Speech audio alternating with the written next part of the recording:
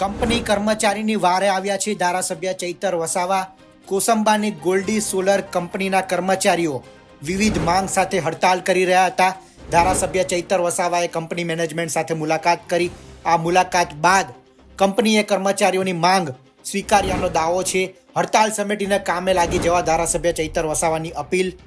કર્મચારીઓને ઓછો પગાર મળે છે, ટ્રાન્સપોર્ટેશન કેન્ટીનમાં વધારે પૈસા કપાય છે જેવી વિવિધ માંગ સાથે કર્મચારીઓ હડતાલ કરી રહ્યા હતા. ધારાસભ્યની રજૂઆત બાદ કંપનીએ માંગ સ્વીકારી લીધી છે.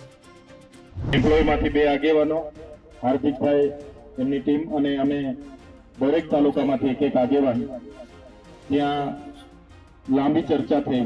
મુદ્દાનું 1 by 1 વિગતે અને લાંબી ચર્ચાઓ કરી છે. એટલે જે અંદરની ચર્ચાઓ થઈ છે એ તમારી વચ્ચે અમે મૂકીએ છીએ. મેનેજમેન્ટ દ્વારા પોઝિટિવ રીતે આપણને સાંભળ્યા છે. એક મુદ્દા પર એમણે જવાબો પણ આપ્યા છે અને એમનાથી જેટલું થઈ શકે એ એમના મર્યાદામાં રહીને એમણે આપણને જાણ પણ કરી છે કે ભાઈ અમારી મર્યાદા આટલી છે, આટલે સુધી અમે કરવા માંગીએ છીએ.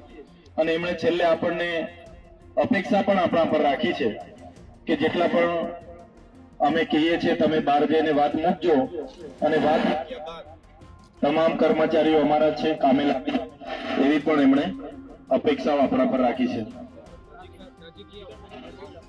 તો પેલા જે તમારો પ્રશ્ન હતો ટ્રાન્સપોર્ટેશનનો, કહેવાનું તમારું હતું, આપણે હાર્દિકભાઈએ જે પ્રકારે મને રજૂઆત કરી હતી કે ભાઈ કોઈ કોસંબાથી આવે છે એના પણ 1500 કપાય છે, કોઈ ઝંખવાવથી આવે છે એના પણ 1500 કપાય છે. ત્યારે કોણ ક્યાંથી આવે છે એ પ્રકારે એ નક્કી કરશે એ લોકો કે ભાઈ ઝંખવાવના કેટલા છે, કામરેજના કેટલા છે, ને એના કિલોમીટર પ્રમાણે આવનારા દિવસોમાં વિભાગો પાડવામાં આવશે કે ભાઈ 10 કિલોમીટર છે, 20 કિલોમીટર છે, 30 કિલોમીટરના છે, ને એ પ્રકારે તમારા પર ભાડું લેશે એ લોકો. ને ભાડાની સિસ્ટમ તો તમને ખબર છે, 60% કંપની આપે છે અને 40% તમારા સેલેરીમાંથી કપાય છે. ત્યારે એમણે કીધું, અમે કીધું કે ભાઈ સેલેરીમાં ભાડું કપાય, એ બધું કપાતા એમના હાથમાં કંઈ આવતું નથી. ત્યારે એમણે અમારા બધાની રજૂઆત અને અમારા બધાના આગ્રહને માન રાખીને ભાડામાં 10%ની તમને રાહત આપી છે. માનો કે કોઈનું 1000 રૂપિયા ભાડું કપાતું હશે તો એમાં 900 જ રૂપિયા, 10% રાહત એટલે કે વાર્ષિક 900 જ રૂપિયા ભાડું કપાય એવી એમને એક રાહત આપી છે. બીજી તમારી રજૂઆત કેન્ટીનને લઈને હતી કે ભાઈ કેન્ટીનમાં અમે જઈએ એટલે અડધો કલાકનો જ અમને સમય આપે છે. તો એમની સાથે ડિસ્કસ કરતા અડધા કલાક જે 30 મિનિટ થાય છે એના કરતા એમણે 10 મિનિટ આપણને વધારે આપી છે કે ભાઈ તમે 40 મિનિટ કેન્ટીનમાં આવી અને તમે શાંતિથી જમી શકો છો. એમાં જ કેન્ટીનની તમારે બીજી રજૂઆત હતી કે ભાઈ પાવભાજી છે, આ છે, તે છે, ચીલા ચાલુ વસ્તુ અમને પીરસવામાં આવે છે, મેનુ પ્રમાણે અમને મળતું નથી. ત્યારે એમને અમે સ્પષ્ટ કહી દીધું છે અને એમના કોન્ટ્રાક્ટરને પણ એ લોકો કહી દેશે કે તમને દાળ, ભાત, શાક, રોટલી અને પાપડ કચુંબર મળે એની માટે પણ અમે રજૂઆત કરી છે અને એ લોકોએ માન્ય રાખી છે કે જે હમણાં નવી કેન્ટીન ચાલુ થવાની છે તેમાં તમને એક ટાઈમ દાળ, ભાત, શાક, રોટલી, પાપડ અને કચુંબર મળશે. અને એમાં પણ આપણે કીધું કે ભાઈ થોડું મોંઘું પડે છે, થોડું રાહત કરો તમે. એમને કેન્ટીનના પૈસા કપાવવાથી બીજું કંઈ વધતું નથી, તો કેન્ટીનના પૈસામાં પણ તમને 10% રાહત આપવાની એમણે કીધી છે. માનો કે તમને મંથલી તમારા કેન્ટીનના પૈસા થાય છે 1000 રૂપિયા, તો એમાં પણ 10% રાહત એટલે કે 900 જ રૂપિયા. તો એક દાખલો આપું છું, કદાચ તમારા 600 કપાતા 700, મને કોઈ આઈડિયા નથી, પણ એમાં 10%ની કંપનીએ રાહત આપવાની વાત કરી છે. એમાં પણ કંપનીએ કીધું કે અમે 60-40 ના રેશિયા પ્રમાણે 60% કંપની ચૂકવશે અને 40% લેબર ચૂકવશે. એટલે ટ્રાન્સપોર્ટેશનમાં 10% અને કેન્ટીનમાં 10%, એટલે 20% આપણને બંને જગ્યાએ 10-10%ની રાહત એમણે આપી છે. બીજી તમારી પગારની બાબતો હતી, તો પગારની બાબતોમાં ઝીણી બહુ જ લાંબી અમે ચર્ચા કરી છે. જે મહત્વની બાબતો છે એની જ વાત હું તમને કરું છું, બીજી વાતો તમારા માણસ કરશે. તો પગારની બાબતોમાં અમે ઝીણી બધી જ ચર્ચાઓ કરી. તો એમાં જે વિભાગો છે કે ભાઈ કુશળ શ્રમિક, અર્ધ કુશળ શ્રમિક અને બિન કુશળ શ્રમિક અને ગવર્મેન્ટના જે પણ ધારા ધોરણો બધું છે, ઇન્ક્રીમેન્ટ છે, બધી જ બાબતો અમે ચર્ચા કરી તો એમણે અમને સ્પષ્ટ કીધું છે કે હમણાં જે પણ લોકો મહિનાના 26 દિવસ ભરશે એ લોકોને અમે હાલમાં 17,500 હાલમાં મળશે અને 1,100 રૂપિયા ઇન્ક્રીમેન્ટ મળશે. પગાર વધારાની બાબતો હતી ને, ઘણા લોકોની રજૂઆત હતી કે ભાઈ અમને આજે પણ 13,500 મળે છે, 15,500 મળે છે કે 15,208 રૂપિયા મળે છે, એ બધી રજૂઆતો હતી. તો એ બાબતે આપણને જે અંદર ચર્ચા કરી એમણે આપણને એવું કીધું 26 દિવસ જો આપણા એમ્પ્લોય ભરે છે તો એમનો પગાર સ્લીપ એમની 17,500 ની બનશે અને 1,100 રૂપિયા એમને દર મહિનાનું ઇન્ક્રીમેન્ટ મળશે. બીજું એમણે કીધું કે મહિનામાં 1.5 દિવસ સીએલ મળશે. 1.5 દિવસ 20 દિવસમાં 1 દિવસની, એમાં કોઈ પગાર કપાય ના. 20 દિવસમાં તમે 1 દિવસની રજા મૂકી શકો છો અને 26 દિવસમાં 1.5 દિવસ તમે રજા મૂકશો તો પણ તમને એનો પગાર મળીને તમારું થઈ જશે. બીજું એમણે કીધું કે જે ઓવરટાઈમ તમે કરો છો, કેટલાક ને રવિવારે આવો છો અને ઓવરટાઈમ તમારો જે થાય છે, વધારાની ઓટી થાય છે, તો એ ઓટીના ડબલ ગણીને એમને તમને ચૂકવણા થશે. પણ એ ઓટી કરો એટલે તમારે ચાલુ દિવસે રજા પાડવાની થતી નથી. જો તમે ચાલુ દિવસે પછી રજા પાડશો તો ઓટી તમારા 26 દિવસના સિલેબસમાં ગણાઈ જશે. એવું એમણે આપણને જાણ હમણાં કરી છે. એ જ પ્રકારે બોનસમાં એમને બોનસની આપણી વાત હતી કે ભાઈ બોનસ અમને 8.33% જે અમારા ધારાધોરણ છે એ પ્રમાણે મળવું જોઈએ. તો એમણે આપણને એવું કીધું છે કે બોનસ અમારે હમણાં સુધી તો અમે મંથલીના પગારમાં એડ કરતા હતા, પણ તમે નક્કી કરો અમારે મંથલીના પગારમાં એડ કરવા છે કે તમને દિવાળી પર એક સાથે બોનસ આપવાનું છે.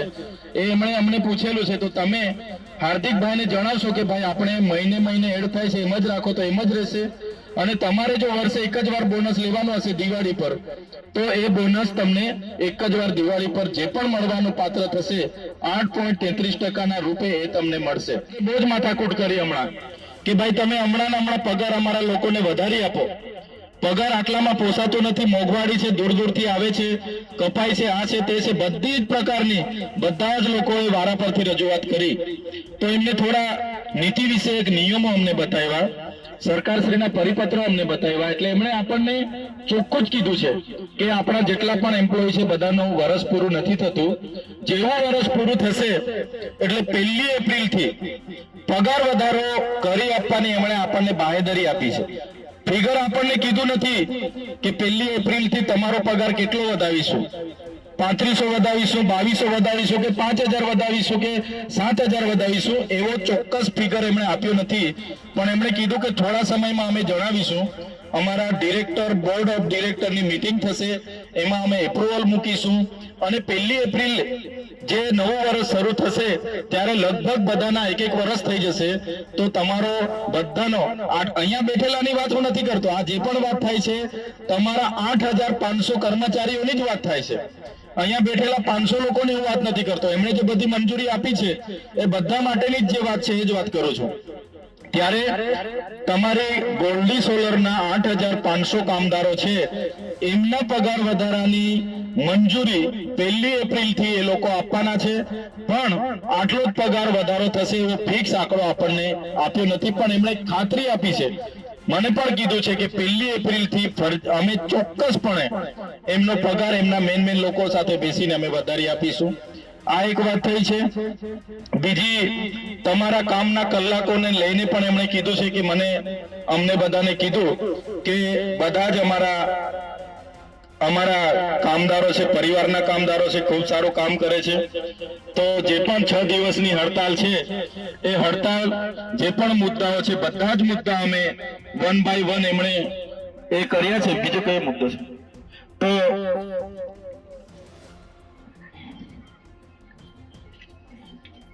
પ્રોવિઝન રેગ્યુલર તમારા એકાઉન્ટમાં જમા થઈ ગયેલું છે. હમણાં એમણે અમને સ્લીપો સાથે બતાવ્યું છે.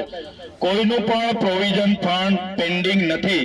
તમારામાંથી 1,800 રૂપિયા કપાય છે અને સામે તમારા કોન્ટ્રાક્ટમાંથી 1950 રૂપિયા એ લોકોએ કાપીને તમારામાં 3750 રૂપિયા દર મહિને જમા થયું છે. તમારું જે સ્ટેટમેન્ટ કઢાવો છો એમાં દેખાતું નથી, પણ એ લોકો પણ એ જે પ્રોવિઝન ફંડ જમા થાય છે ને એની સ્લીપો તમને આપવાના છે. એ પણ એમણે કીધું કે જેવી અમારી પાસે સ્લીપો હશે, જેટલા પણ લોકોની જોઈતી હશે તો અમે એ સ્લીપો અવેલેબલ કરીશું. એટલે પ્રોવિઝન ફંડ તમે જે રજૂઆત હતી કે અમારું જમા થાય છે પણ સામેવાળાનું થતું નથી, તો એનું સોલ્યુશન આવી ગયું છે. પ્રોવિઝન ફંડ તમારા 1800 અને સામેવાળાના 1950 કોન્ટ્રાક્ટરના એ જમા થાય છે. બીજું કે અમે કીધું કે ભાઈ વચ્ચે કોન્ટ્રાક્ટને શું કરવા રાખો છો? તમે ડાયરેક્ટ કંપનીના એમ્પ્લોય બનાવી દો. આ બધાને 8500 જેટલા પણ કર્મચારીઓ છે બધાને તમે ડાયરેક્ટ કંપનીના એમ્પ્લોય બનાવી દો. તો એમણે અમને એવું કીધું છે એકી સાથે 8500 ને અમારાથી નહીં બનાવી શકાય. કંપની આ વર્ષથી ચાલુ થઈ છે, ધીરે ધીરે ગ્રોથ કરે છે, ત્યારે એક વખતે 100 જણ, બીજી વખતે બીજા 100, 300, 400 એમ કરીને જે લોકોની હાજરી વધારે હશે, જે લોકો કાયમી હાજરી છે, જેનું પ્રોડક્શન પણ વધારે હશે, તો એ પ્રમાણે અમે ધીરે ધીરે બધાને કરીશું. એમણે હમણાં અમને એવું જણાવ્યું કે 91 જણને, એમાંથી 91 જણને અમે કંપનીના એમ્પ્લોયમાં લઈ લીધા છે અને ધીરે ધીરે 100, 200, 300, 400 એમ કરીને બધાને અમે કરીશું. ને 1 વર્ષ પૂરું થશે તો જેમ બને મોટી સંખ્યાને અમે કંપનીના એમ્પ્લોય તરીકે લઈ લઈશું, એવી એમણે અમને જાણ કરી છે. બીજું તમારો મુદ્દો હતો કે 85% સ્થાનિક એમ્પ્લોય હોવા જોઈએ, તો એમણે અમને બધી જ વાતો કરી. એમણે કીધું કે 85%ના રેશિયા કરતા પણ અમે વધારે છે, આપણા સ્થાનિક લોકો આપણે ત્યાં વધારે છે એવું અમને કીધું હમણાં. એટલે એ પણ પ્રશ્ન આપણો સોલ્વ થઈ જાય છે. તમે મહિનામાં 2 રજા વિના પગારની વાત કરતા હતા, એમાં 1.5 રજા એમને સરકારના ધારાધોરણ પ્રમાણે કીધા છે. તો આ પ્રકારની ત્યાં મેનેજમેન્ટ સાથે ચર્ચા થઈ છે.